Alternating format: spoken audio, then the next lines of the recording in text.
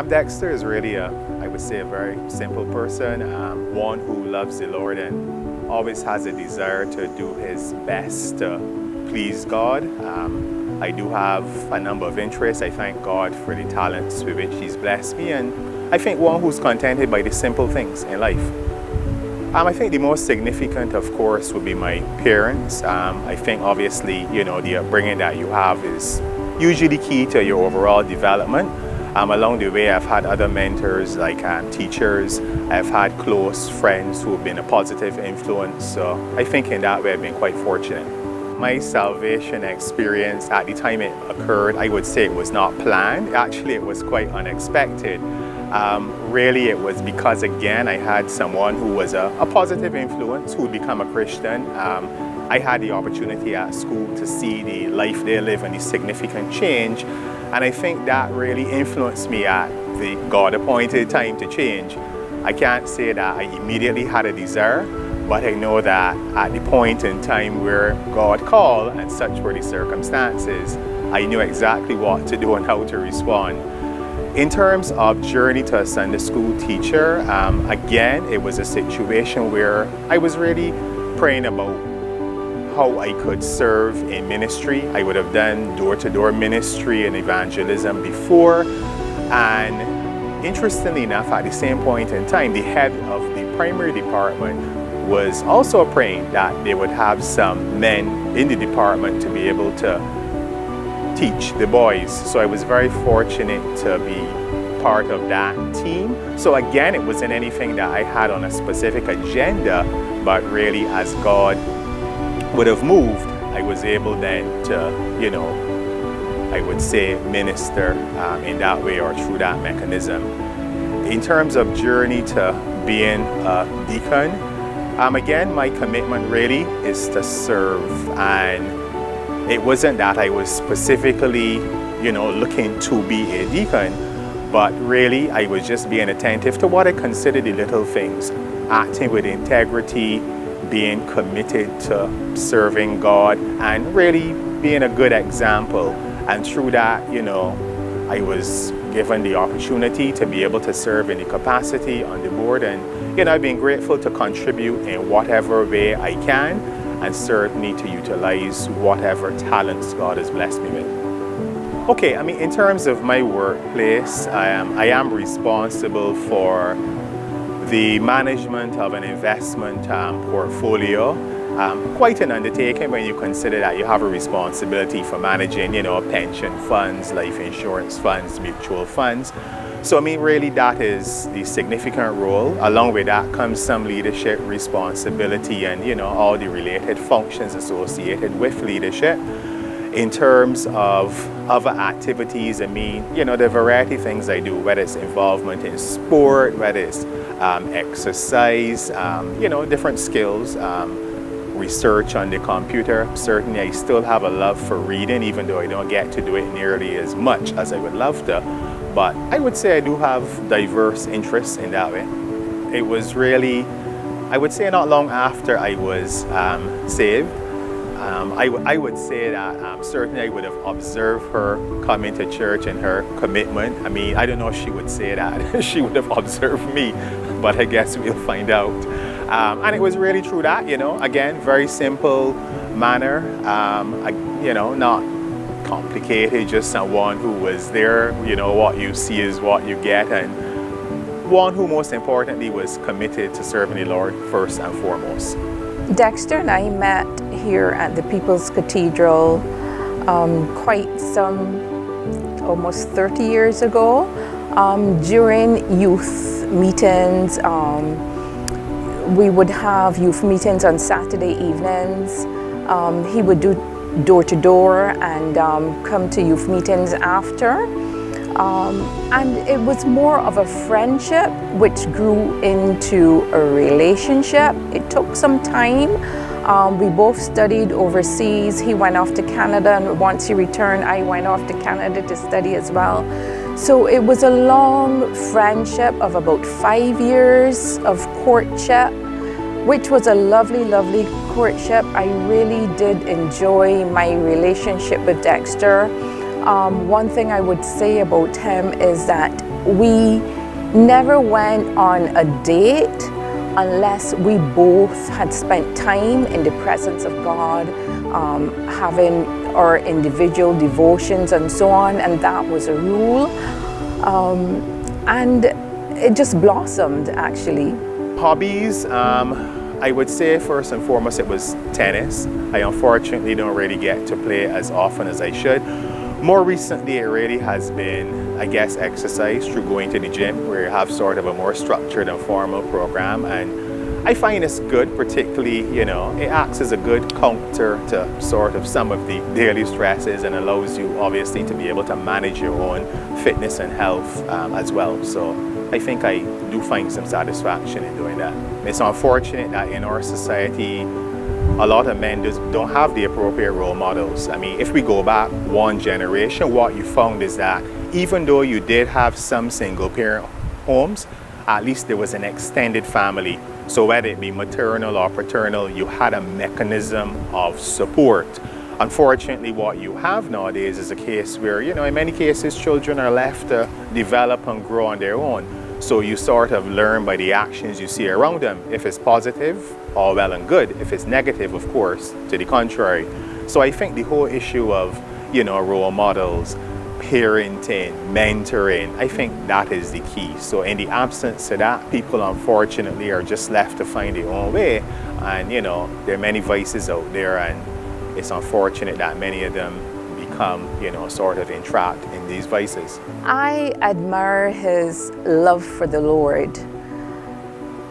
There has never been a day that I have not seen my husband read the Bible, spend time in prayer, or have devotions every single day. Even when we travel, he has a very special bag that his Bible goes in.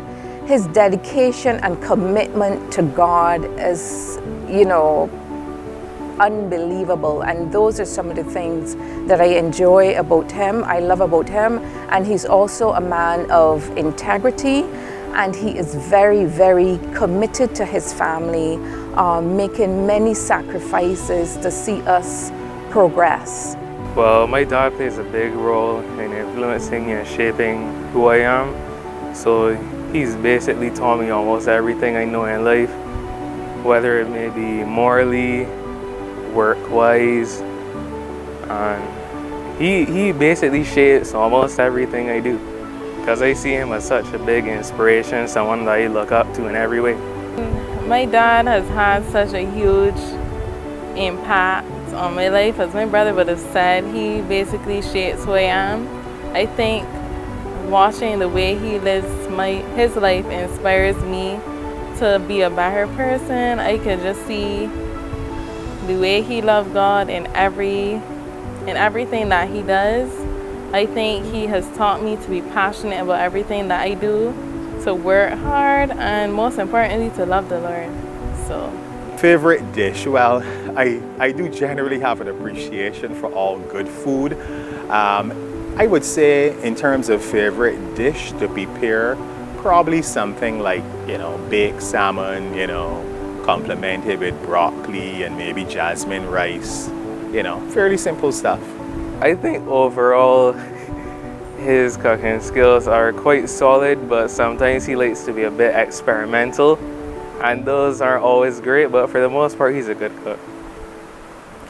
I mean, my mom is the main cook in the household, but when my dad does cook, I think he is more into a healthier diet and stuff like that, and so some of those options I don't really like, but overall he's a good cook, yeah. Like one of the children said before, he's into healthy eating, so most times the meals are healthy, and I guess we will all say that men cook different. So, you know, we dash this and dash that, but he's a good cook. It's edible. At the end of the day, it's edible and it's nutritious. Well, my fondest memory is a couple years ago, we used to play tennis together on weekends very frequently, almost every weekend, because even though he used to be busy during work, during the week, he always made time for me to play sports, so that was always very fun. And even more recently, watching the NBA finals, which we do together. So those are some fond memories I have with him. I wouldn't say it's anything extravagant, but when he comes to talk to me when I'm relaxing at home and we have deep conversations about life, or he tells me stories, or just shares experiences with me, those are the things that I value the most. I also think that my dad is one of the most inspirational, encouraging people in my life, and he always knows just what to say when I'm feeling down or discouraged. So he has a great impact on the way the children live their life. He has an impact on me. Oftentimes he is a go-to person. When you need advice, he always responds with wisdom and integrity. He's very fair, often, like I said before, putting persons ahead of himself, and he's just that type of person. I'm not sure if this is one word, but I would say that he is a man of integrity. I think my dad tries his best to, as I said, live his life to please God. I think he's very honest, very kind. He's so caring, and that inspires me to, care for others, to extend grace and to be patient as well. I think my dad is so patient with people, even when he's very upset. You really can't tell, because he tries to, see the good side in a person. And I think that's what inspires me. Yeah, and I would say role model, because I feel like in everything he does, he always follows God. So I think that's something that I've learned from him along the way, just following the voice of God. So yeah, I think my dad's a role model because of that. Man of integrity. In every area of his life, he is honest. He does not do anything underhand, under the table. A man of integrity. Ladies, we as mothers, we have the ability, or we have the power to control the spiritual environment in our homes. And having said that, I think that we need to show respect, to respect our husbands, to respect our partners in the home, love and respect, and give them the ability to be the men, the spiritual leaders in the home. Sometimes, we as ladies, we need to humble ourselves in the presence of God. The Holy Spirit talks about being meek, and meekness is control your emotions, control your thoughts, and let the husbands be the prophet, priest, and kings in the home. And when we do that, our children will see the respect that we show to our husbands, and they too will learn also to respect their fathers. And I think that respect goes a very, very long way. Our husbands then will obviously feel appreciated and loved in the home, not just by us, the wives, but also by the children. Dad, I would like to say, first of all, that I love you. I really appreciate the way that you encourage me. I can see that you love me in all the things that you do for me, all the sacrifices that you make. I really appreciate it. I would like to say thank you for extending grace to me and always listening to what I have to say. I think that you allow me to express myself and, to do things in God's way. And yeah. Dad, I love you so much. You've been such a big part of my life in every way. And it's always a pleasure being around you. It's so fun being around you and my family in general. So I just want to go ahead and say I love you. And you've been a great father thus far, and I'm sure you will continue to be. Well, Dexter knows I love him dearly. So I pray God's continued blessing upon your life. In Jesus' name. My advice would simply be this, try to model integrity in what you do. Pay attention to the simple characteristics.